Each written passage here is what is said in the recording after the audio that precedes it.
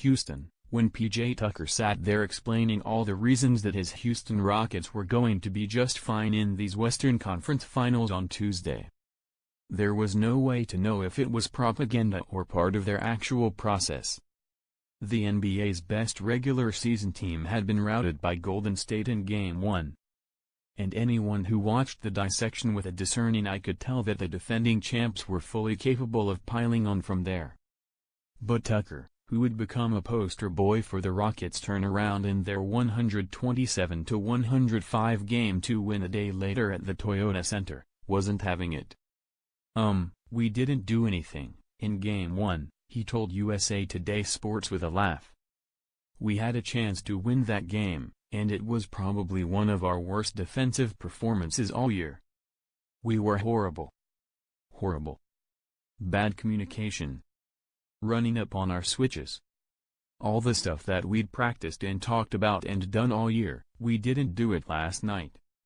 It was definitely a disappointment, and a letdown, but that's why it's a series.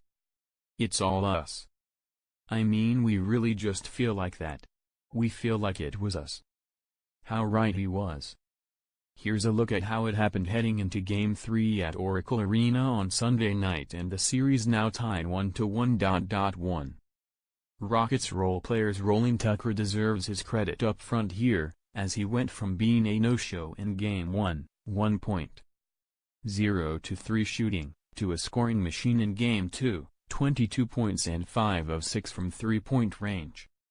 For all the focus on the star power in this series, it was Tucker who served as the X-factor during Houston's 2 regular season wins against the Warriors. He averaged 16 points and 2.5 made threes. He was signed by Rockets general manager Daryl Morey last summer for games like this, when the combination of his feisty defense and his capable offense would be a game-changer against Golden State. He was hardly the only Rockets role player to change his fortunes, though. Rockets small forward Trevor Ariza, who had just 8 points in the opener, had 19 points, 6 assists and 4 rebounds.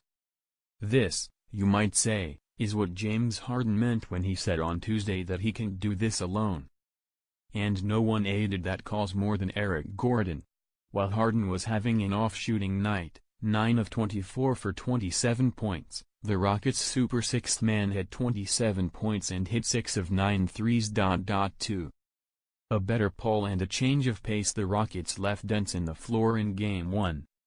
When iso ball ruled the day and they wound up with just 3 fast break points along the way. Houston had 10 of their 12 by halftime and led 64-50. The up-tempo pace was far better suited to give the Warriors fits. Chris Paul had everything to do with it, as he had 5 of his 6 assists in the first half after having just 3 in the opener. None were prettier than his dish to Tucker midway through the second quarter, when he darted past scrambling Warriors defenders and fired a pass to the left corner with so much spin that it should have been in a bowling alley.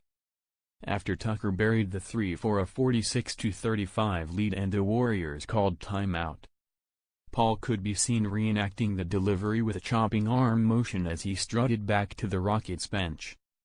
Little by little, Houston was cutting into the Warriors' trunk. 3. Warriors miscues galore. Warriors star Steph Curry got picked on defensively even after that plan backfired in the Game 1 loss. This time it worked. The 2-time MVP had his worst game since returning from a Grade 2 MCL sprain in his left knee on May 1. Finishing with 16 points on 7 of 19 shooting to go with 7 rebounds and 7 assists. His lone three-pointer, on 8 attempts, came early in the fourth quarter when the game was all but over. Kevin Durant was special yet again, 38 points on 13 of 22 shooting. But he couldn't save them by himself this time. Durant has now scored 30-plus points in 5 of 12 playoff games. After having just 9 turnovers in Game 1, Golden State had 11 of its 15 in the first half. Draymond Green and Andre Iguodala combined for 7-4. A key Game 3. If Tucker was feeling good about this series after Game 1, it's safe to assume his head is held even higher now as the Rockets head back to the Bay. "We've been a great road team all year," Tucker had said in that Tuesday chat. "They've got to win 3 more games, man. They've got to beat us 4 times, laughs. And we think, with our group and the way we've played all year, for anybody to do that, they're going to have to work."